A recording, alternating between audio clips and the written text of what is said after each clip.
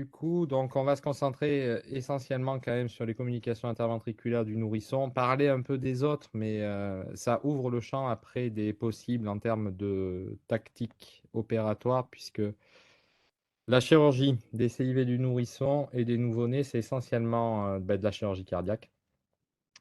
Plus les enfants vieillissent, plus ça ouvre le champ des possibles du cathétérisme interventionnel. Et c'est des techniques qui sont quand même en plein développement. Donc, je vous ai fait un petit plan, évidemment. Bon, l'anatomie, ça a déjà été évoqué globalement et d'un point de vue extrêmement simple.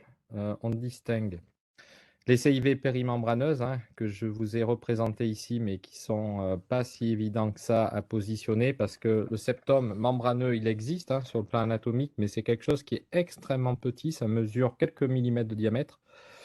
Et c'est situé sous la commissure valvulaire aortique, coronaire droite non coronaire, et c'est donc en relation immédiate avec la valve septale de la tricuspide. Mais c'est une toute petite structure. Donc quand on a une CIV périmembraneuse, le premier point, c'est qu'elle est presque jamais réduite réellement à sa portion anatomique purement membraneuse, mais elle s'étend vers d'autres zones du septum, que ce soit l'inlet, que ce soit la partie musculaire ou trabéculée, qui est une des parties les plus vastes du septum interventriculaire, ou bien vers la voie de sortie, et donc qu'on appelle outlet. Donc, septum membraneux, la première localisation anatomique. Ensuite, le septum d'admission ou l'inlet, vous l'avez vu, qui est situé sous la valve septale de la valve tricuspide. Le septum trabéculé ou musculaire, on en a parlé, hein, qui est très étendu. Et enfin, l'autre partie qui concerne le septum infundibulaire. Alors, il y a plusieurs noms qui sont donnés, conal, outlet, supracristal, etc. Donc, ce sont des CIV qui sont généralement en relation très très proche avec la valve pulmonaire et parfois contiguës parce qu'il n'y a pas de septum qui va venir, conal, qui va venir séparer les deux anneaux valvulaires aortiques et pulmonaires, ce qui fait que ce sont des CIV qui sont en relation finalement avec les deux valves, aussi bien aortiques que pulmonaires. Et tout ça, je pense que Julie vous l'a bien précisé. Donc, ce qui est très important, ce schéma-là, vous voyez ma petite flèche hein, qui bouge, je pense, à chaque fois, enfin, j'espère. Oui, Ok, merci. Donc, vous voyez, ce que je vous ai représenté, c'est que le septum membraneux, c'est quelque chose de très petit, et donc à chaque fois, les CIV s'étendent vers une autre partie du septum, et ce qui fait que les CIV membraneuses ont un impact physiologique parce qu'elles sont beaucoup plus larges que leur vraie zone anatomique membraneuse. Donc, un point important, c'est ça, là, c'est le trajet du faisceau électrique du cœur. Et vous voyez que ce trajet, là, que vous voyez ici en rouge, hein, il est en relation directe avec deux types de CIV essentiellement. La première, ce sont les CIV périmembraneuses. Et le risque va être, quand on les ferme chirurgicalement, à la partie inférieure de cette CIV. Hein. Elle est là, la CIV périmembraneuse. Donc, tous les points qu'on va mettre dans cette zone-là, on va courir le risque, malheureusement, d'interrompre ou d'abîmer le faisceau électrique du cœur. Et pour les CIV d'inlet, à contrario, qui sont ici, ça va être leurs bords supérieurs qui vont être à risque d'abîmer, malheureusement, le faisceau électrique du cœur. Les autres CIV, que ce soit des CIV trabéculés de pointe comme ça ou plus antérieurs, les CIV de l'outlet comme ici, eh bien, vous voyez qu'on est très très éloigné des faisceaux électriques, donc on craint quasiment pas la survenue d'un BAV après ce type de chirurgie. Donc, qui dit CIV, c'était déjà montré sur la diapositive précédente. Il peut y en avoir une seule, mais il peut y en avoir plusieurs. Et ça peut être parfois difficile à l'échographie quand on a une très large CIV qui chante beaucoup d'aller distinguer finalement les autres CIV. Mais en tout cas, toujours penser que quand on ferme une CIV, il peut y en avoir d'autres. Et dès qu'on en a une de plus, on parle de CIV multiples. Et parfois, il peut y en avoir de nombreuses autres. Ce qui rend, quand c'est le cas, comme sur une photographie, comme ici, là, hein, vous avez la CIV principale et puis plein d'autres CIV associés un peu partout dans le septum, ce qui rend les chirurgies de fermeture en un seul temps quasiment impossibles. Donc, quand on a ce genre de CIV multiples, évidemment, la seule tactique, ça va être de faire un cerclage dans un premier temps et de voir l'évolution ultérieure en espérant qu'un certain nombre de CIV va se fermer pour se retrouver quelques années plus tard avec une seule CIV à fermer, mais ce n'est pas toujours le cas. Donc les indications, mais finalement, si on recentre et qu'on cherche à être synthétique, je dirais qu'il y a deux types de situations. Il y a les CIV chez le nouveau-né, mais c'est assez rare parce que généralement c'est relativement bien toléré parce que les pressions pulmonaires restent encore relativement élevées. C'est quand les pressions pulmonaires néonatales vont commencer à baisser, c'est là où on va commencer à avoir un impact des larges CIV. Et finalement, c'est plutôt les enfants de plus d'1 mois qui vont être impactés. Vous savez qu'au-delà de 1 mois, on parle de nourrissons. Donc il y a deux situations. Il y a les CIV qu'on va appeler de type 2B. Ce sont à chaque fois des CIV, bien entendu, non restrictifs, avec un hyperdébit pulmonaire marqué. On parle même d'hypertension artérielle pulmonaire. Là, l'indication va être portée à une fermeture. Pourquoi? Parce que très, très généralement, le QPQS est supérieur à 0,7. Et vous avez quasiment le même cas de figure, mais il n'y a pas réellement une HTAP, on va dire, identifiée. Et là, par contre, le QPQS, à contrario, sera plutôt inférieur à 0,7. Mais il y aura pour autant un hyperdébit pulmonaire. Mais généralement, c'est beaucoup mieux toléré sur le plan clinique. Et chez ces enfants-là, on a plutôt tendance à attendre si la prise en charge médicale et médicamenteuse, et en même temps, si la prise de poids est satisfaisante, ça nous laisse un laps de temps pour attendre et éventuellement se dire que ces CIV peuvent se fermer, parce que vous le savez, il y a quand même un certain nombre de CIV qui vont se fermer toutes seules. Et enfin, l'autre cas de figure, donc on sort du monde des nourrissons, c'est plutôt les grands enfants, adolescents, adultes qui ont des CIV petites, dites restrictives.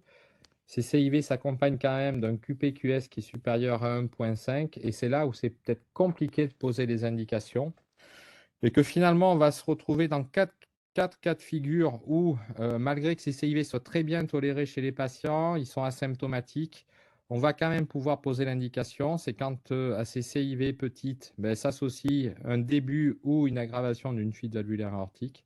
C'est des patients qui ont déjà fait une endocardite infectieuse ou des patients qui ont des signes de dilatation du ventricule gauche par rapport à la normale pour leur âge et surface corporelle.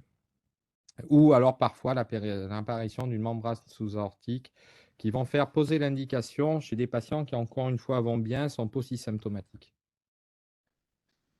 Donc chez ces patients-là, qui sont souvent des ados, des adultes très très jeunes, là on a une étude qui est en cours de publication avec Lyon et on se rendait compte que les indications pour ces CIV restrictives, c'était en gros ce que je vous avais dit à la diapositive précédente, hein, c'était essentiellement les indications, donc l'apparition et l'aggravation d'une fuite valvulaire aortique, des QPQS qui sont plus importants que le 1,5 voire moins, excusez-moi, hop, hop, une dilatation du ventricule gauche ou alors des patients qui ont déjà fait une endocardite. Après, les autres signes les autres indications sont beaucoup plus rares. Donc, en gros, la stratégie de la prise en charge pour un nouveau-né nourrisson qui a une CIV large, c'est toujours la même chose. C'est dans la très très grande majorité des cas, le temps premier, c'est un traitement médical.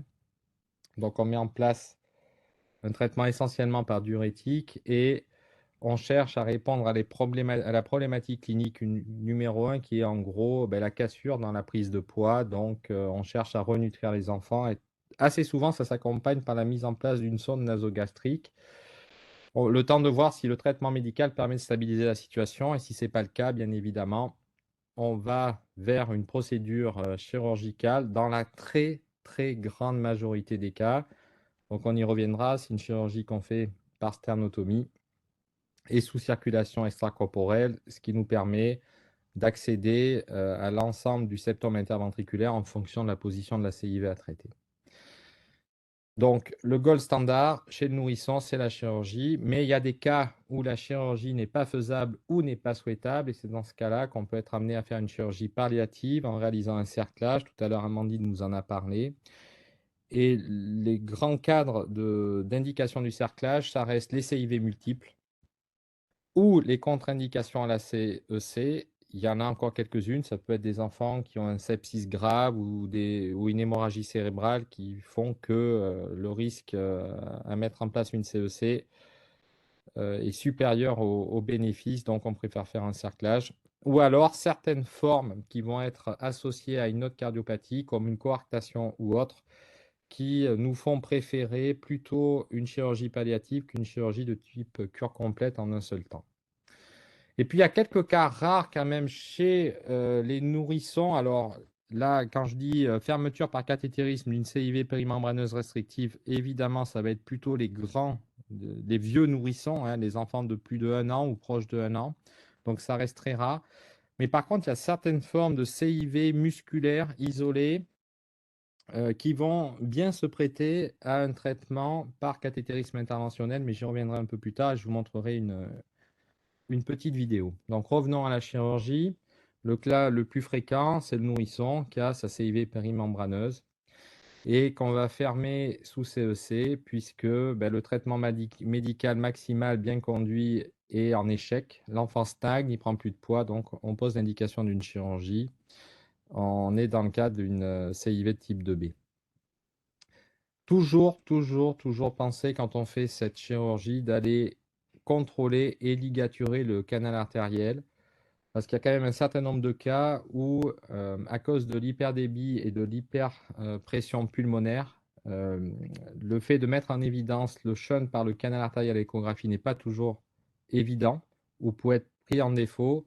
Donc le seul moyen de pallier finalement cette méconnaissance, c'est de ligaturer systématiquement tous les canaux artériels chez les nourrissons qu'on opère pour une fermeture de CIV.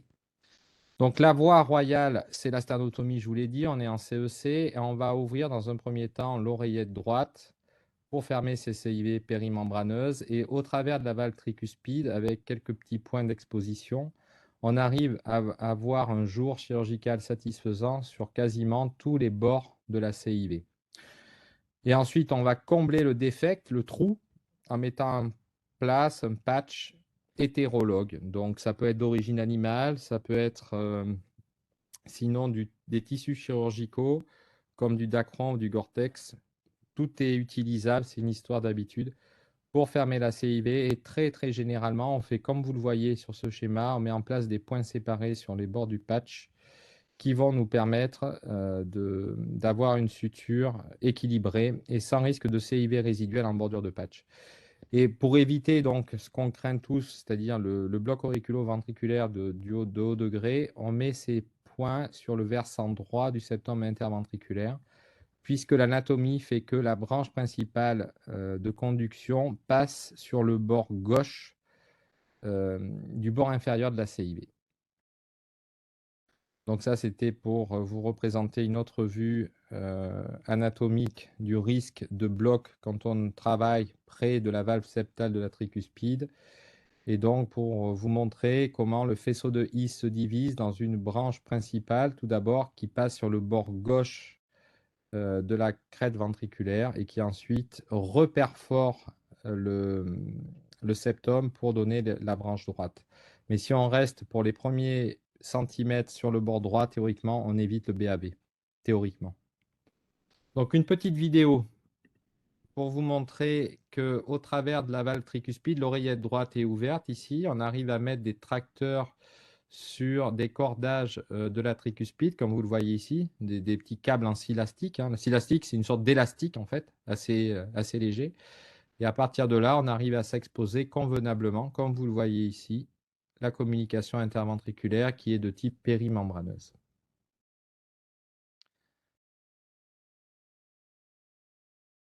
Alors, je vais essayer de passer à la prochaine diapo. OK.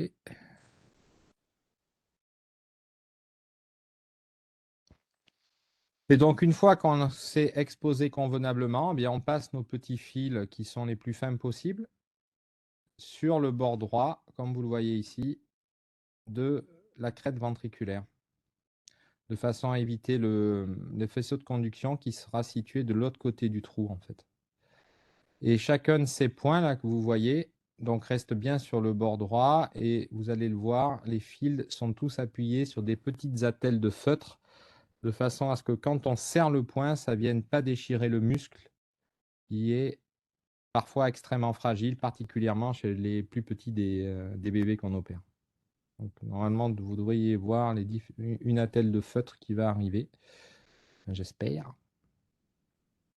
Voilà, vous voyez, c'est ça qui évite que le muscle déchire quand on va serrer notre nœud.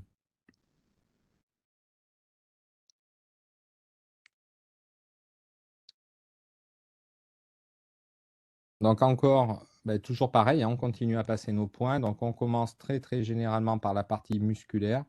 Et ensuite, on passe les points au travers de la valve tricuspide, puisque dans cette partie-là, dans les CIV périmembraneuses, il n'y a aucun muscle situé sous la valve septale de la tricuspide. Donc on est obligé d'appuyer nos points en passant dans la seule structure solide qui est l'anneau tricuspide. Et toujours pareil, ces fils qui sont relativement fins, hein, sont tous appuyés sur des attelles de feutre pour pas que ça vienne déchirer quand on va serrer nos différents nœuds.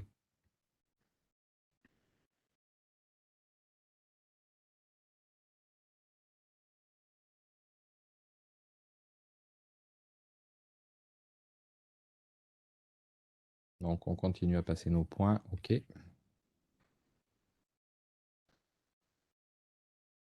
Et là, les différents fils qu'on a mis, c'est toujours des points en U, hein. On les passe dans notre patch péricardique. Donc là, c'est un patch hétérologue, peu importe, d'origine animale. Mais qui sont c'est du péricarde d'origine animale, mais qui est traité de telle manière à ce qu'il n'y ait pas de rejet. Ou alors un rejet minimal. Et ensuite vient le temps de la ligature des différents nœuds qu'on a mis en place. Vous voyez la taille du doigt, hein, par rapport au cœur. Donc ça, c'était un bébé qui avait 3 mois et demi, je pense. Voilà. Et ensuite, une fois qu'on a serré nos nœuds, on va toujours vérifier, bien entendu, qu'il n'y ait pas de petites CIV résiduelles en bordure de patch. Et on va toujours vérifier de visu dans le septum qu'il ne reste pas une CIV qu'on n'aurait pas identifiée à l'échographie préopératoire. Alors la fermeture chirurgicale des CIV d'admission cette fois-ci ou de l'inlet, mais c'est exactement la même voie d'abord que pour les CIV périmembraneuses, c'est au travers de l'orifice tricuspide, hein, comme vous le voyez ici. On a exactement les mêmes techniques d'exposition avec des fils tracteurs qu'on va mettre en place. Et ça va être globalement la même technique avec des points séparés. Et là, par contre, le risque de BAV est beaucoup plus important parce que le passage du tissu de conduction se fait au bord supérieur et c'est beaucoup plus compliqué de l'éviter au bord supérieur qu'au bord inférieur pour des raisons simplement anatomiques. Ensuite, la fermeture des CIV, cette fois-ci infundibulaire ou de l'outlet. Donc, si on n'a pas une idée précise avant l'intervention de leur situation, le fait de l'habitude fait qu'on va ouvrir l'oreillette et on va inspecter le septum et on ne va rien trouver. Parce que la CIV est beaucoup trop éloignée de la valve tricuspide pour qu'on puisse la voir convenablement au travers de la tricuspide par une atriotomie droite. Donc ce sont des CIV qui, à contrario, sont relativement facilement accessibles par voie transpulmonaire. D'autant que l'hyperdébit fait que ce sont des CIV qui dilatent le tronc de l'artère pulmonaire. Donc on va ouvrir, comme sur ce schéma-là, le tronc de l'artère pulmonaire longitudinalement. Et en soulevant les valvules pulmonaires, on a généralement un accès tout à fait satisfaisant à la CIV. Et les techniques de fermeture sont toujours les mêmes. Des points séparés sur des petites attelles de feutre, comme vous voyez ici. Le bord inférieur de la CIV est relativement facile à fermer parce qu'il est musculaire. Il n'y a aucun risque de BAV dans ce type de CIV. Quant à la partie haute, il n'y a pas de muscle, mais on va devoir passer les points dans l'anneau pulmonaire puisqu'il n'y a aucun reliquat de septum conal à la partie haute de la CIV. Donc on est obligé de passer dans les seules structures solides qui existent, c'est-à-dire les anneaux fibreux des valves. Donc là, c'est la valve pulmonaire. Et si la CIV est située un tout petit peu plus basse au niveau de l'infundibulum, on ne va pas passer par voie transpulmonaire, mais on va carrément faire une voie infundibulaire. Donc on infuse, comme vous le voyez ici, verticalement l'infundibulum. Et on a alors un jour satisfaisant, là aussi, sur la CIV conale, qu'on va fermer par un patch avec les mêmes techniques que celles que je vous ai décrites. Donc vous avez dans cet insert la partie basse de la CIV qui est fermée par des points séparés en prenant du muscle alors que la partie haute, vous le voyez, hein, il n'y a aucun muscle sous la valve pulmonaire. On est obligé de passer les points directement dans l'anneau fibreux de la valve.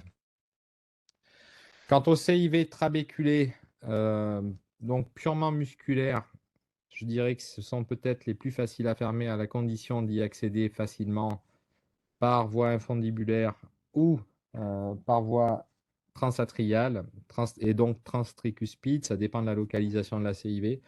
Elles ne sont pas à risque de BAV puisqu'on est toujours très éloigné. Donc toujours pareil, on met des points séparés et un patch. La particularité de ces CIV, je dirais trabéculées, c'est qu'elles sont quand même très très souvent associées à d'autres CIV de pointe et qu'il faut toujours penser à les rechercher.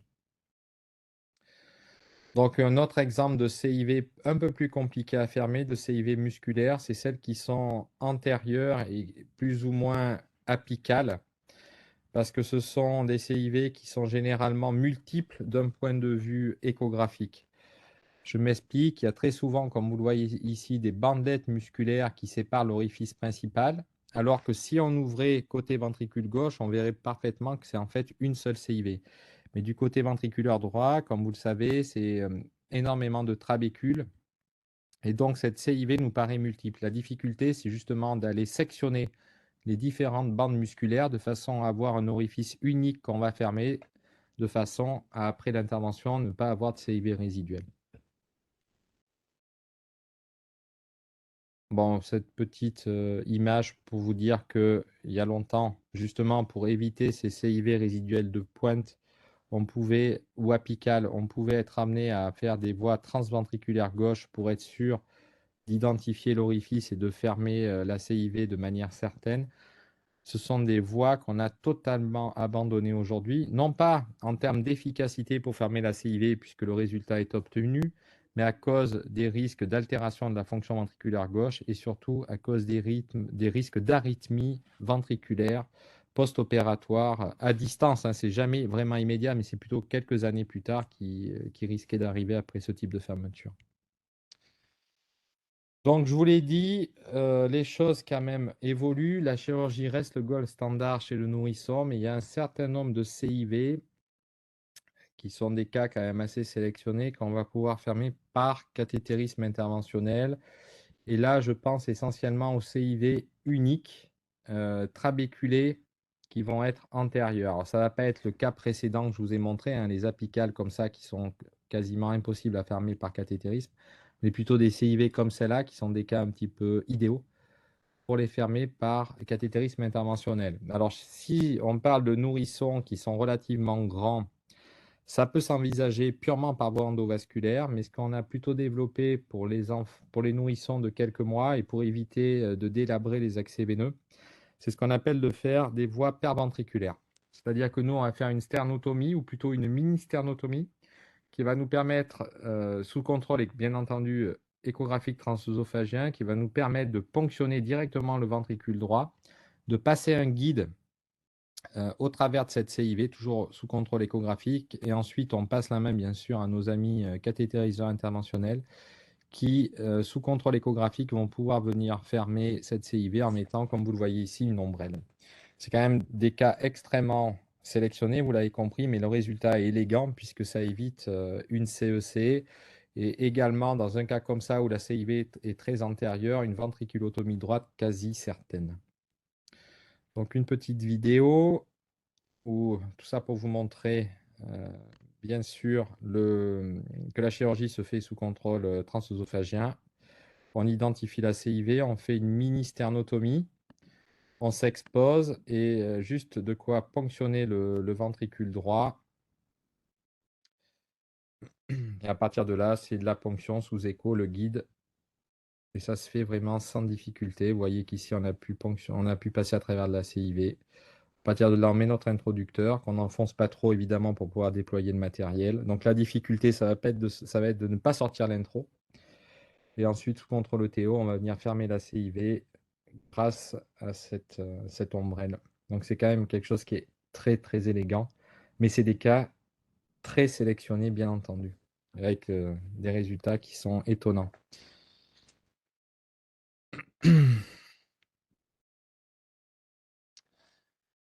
Donc la chirurgie, globalement, c'est assez codifié, c'est relativement simple, mais toujours se méfier des cas particuliers comme celui-ci, hein, que j'ai rencontré pour ma part 2 fois, où on a l'addition d'une CIV périmembraneuse et d'une CIV d'inlet, avec ce pont musculaire dont on pourrait se dire que ben, on va fermer la CIV tranquillement en coupant ce pont.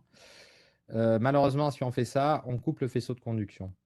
Donc la seule solution, ben, c'est de faire un seul patch unique qui va fermer ces deux CIV en prenant les points les plus fins possibles dans cette zone-là et en restant bien sur le versant droit de la CIV. Donc au total, je vous ai résumé les grandes voies d'abord qu'on est amené à pratiquer pour fermer les CIV. Bon, en résumé, les CIV périmembraneuses ou conoventriculaires. Les CIV conoventriculaires, c'est celles qui sont situées dans le Y de la bande septale. En gros, c'est les CIV de Fallot ou de VDDI. On les ferme essentiellement par l'OD et pour les CIV de VDDI, évidemment, très souvent, on sera amené à rajouter une ventriculotomie droite pour avoir une tunnélisation VG aorte qui soit correcte. C'est quasiment impossible à faire par l'oreillette droite. Les CIV infundibulaires, on l'a vu, c'est essentiellement l'artère pulmonaire, parfois l'infundibulotomie. Les CIV de l'inlet, c'est l'oreillette droite classique. Et les CIV trabéculés, ben, ça dépend de leur position dans le septum. Donc le management opératoire, je ne vais pas rentrer trop dans le détail parce que le réanimateur le fera. On peut être amené dans les CIV les plus, on va dire, les plus graves en termes d'hypertension artérielle pulmonaire et de retentissement clinique. On peut être amené à laisser une CIA résiduelle pour décharger, on va dire, le ventricule droit et l'oreillette droite en cas d'HTAP post-opératoire. Et une des problématiques qu'on peut avoir de temps en temps, c'est la détection des CIV résiduels. Donc pour ça, il y a différents moyens. On peut prendre des saturations étagées, ce qu'on fait plus trop aujourd'hui parce que quasiment tous les patients qu'on opère, y compris les plus petits des patients, on réalise des échographies transœsophagiennes et ça reste quand même un moyen extrêmement puissant de détecter les CIV résiduels post-opératoires. Donc les risques, ben, je vais passer assez vite parce que je pense qu'on en a discuté. Quand on ferme une CIV, déjà le premier risque, c'est la CIV résiduelle, que ce soit en bordure de patch ou la CIV, je dirais, associée qu'on n'a pas su mettre en évidence avant l'intervention et pendant l'intervention et qui va parler après la fermeture de la CIV principale, je dirais. Ensuite, les CIV périmembraneuses que vous avez ici ou de l'inlet, particulièrement de l'inlet, il y a un risque très important de BAV. Les CIV de l'outlet ou infundibulaire, bien évidemment, on est très près des valves aortiques et pulmonaires, donc on peut avoir des risques d'aggravation d'une fuite valvulaire aortique ou pulmonaire. Et les CIV trabéculés, je vous l'ai dit, il y a souvent d'autres CIV associés, donc il y a un risque de CIV résiduel associé assez important. Sinon, globalement, le risque de BAV pour l'ensemble des CIV, pour l'ensemble des CIV qu'on ferme, c'est 1%. Et quand je dis BAV, c'est BAV du 3e degré qui va nécessiter un pacemaker. Cette petite étude qui est une overview extrêmement simple sur les fermetures de CIV dans la grande database européenne sur les 10 dernières années, en sachant que j'avais fait cette recherche, je crois, en 2016, mais ça n'a pas dû beaucoup changer. Donc vous voyez quand même que la majorité des CIV isolés qu'on ferme, c'est chez les nourrissons. Donc entre l'âge de 1 mois et 1 an, ça représente quasiment 70% des cas. Et l'âge moyen de fermeture, c'est 5 mois. Et la mortalité, c'est moins de 1%. Les CIV qu'on ferme chez les nouveau-nés, donc moins de 30 jours, c'est extrêmement rare. C'est 1,4% des cas. Et évidemment, si on a été amené à fermer ces CIV chez des petits bébés, la mortalité sans ressent, c'est 7%. Les plus de 1 an, il y en a encore quelques-unes, mais c'est quand même plus rare. C'est 30% des cas et la mortalité est extrêmement faible. Et chez les adultes, c'est très très rare d'opérer des CIV isolés. 1,5% des cas et la mortalité, c'est 2%. Donc les formes associées de CIV. Donc je ne vais pas trop parler des CIV associés à d'autres cardiopathies parce qu'à chaque fois, de toute façon, quand on vous traitera les autres cardiopathies, on parlera des CIV et c'est des sujets à chaque fois un petit peu différents. Mais là, je voulais quand même dire un tout petit mot des CIV dont l'indication principale n'est finalement pas forcément le shunt qu'elle génère, mais plutôt les conséquences associées en termes de fuite valvulaire aortique. Julie vous l'a dit, il y a un certain nombre de CIV qui sont en relation très proche avec les valves pulmonaires et ou aortiques, et tout ça peut générer des fuites valvulaires aortiques, parce que c'est celles qui nous intéressent le plus, hein, les valves du cœur gauche, qui peuvent être minimes ou significatives. Globalement, dès qu'une CIV infundibulaire ou sous-aortique entraîne une fuite valvulaire aortique, même minime, ça fait poser l'indication de fermeture de la CIV pour éviter une aggravation ultérieure de la fuite valvulaire aortique. Et a fortiori, si c'est le cas pour des fuites minimes, dès qu'on a une fuite qui est plus significative, l'indication se pose, mais là, généralement, on sera amené à faire un geste de plastie valvulaire aortique pour essayer de limiter, voire d'améliorer la continence de la valve aortique.